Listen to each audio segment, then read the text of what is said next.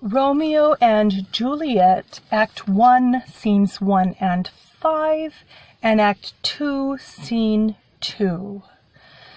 This play begins with a lot of wordplay. Gregory constantly misunderstands Samson's figurative speech and insists upon taking everything he says quite literally. Hamlet spoke to something like this, with how absolute the knave is. We must speak by the card, or a mariner's precise chart, or equivocation will undo us. Romeo and Juliet is saturated with wordplay.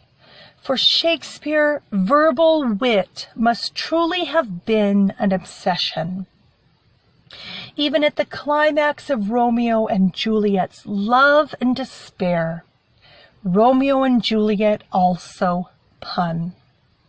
Romeo, on the verge of suicide, plays with the word engrossing, and Juliet with the word restorative. Shakespeare's audiences loved these rhetorical acrobatics.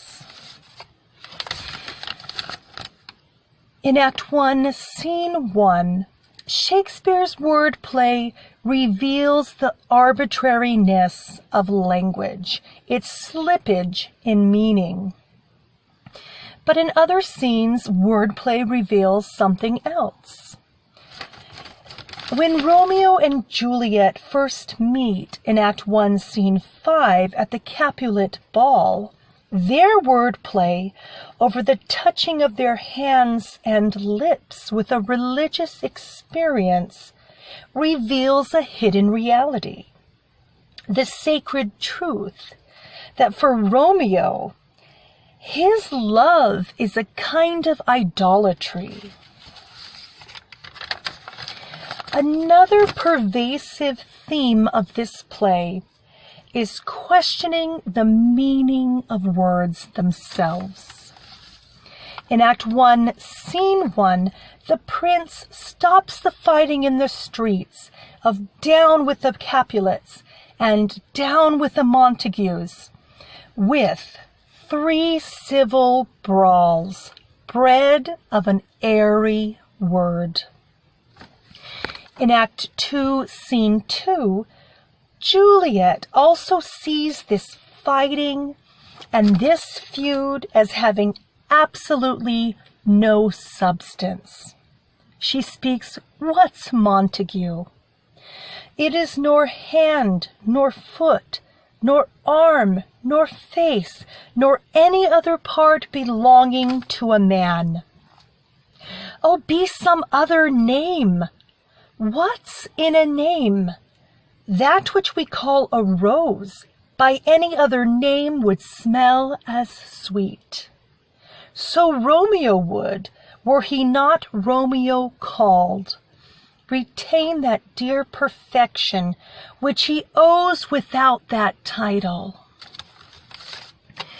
This great speech reminds me of something I heard years ago on the television about how Barack Obama came to change his mind towards same-sex couples.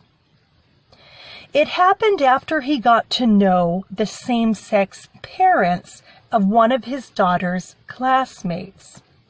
It was then that he realized exactly what Shakespeare is expressing in this great speech.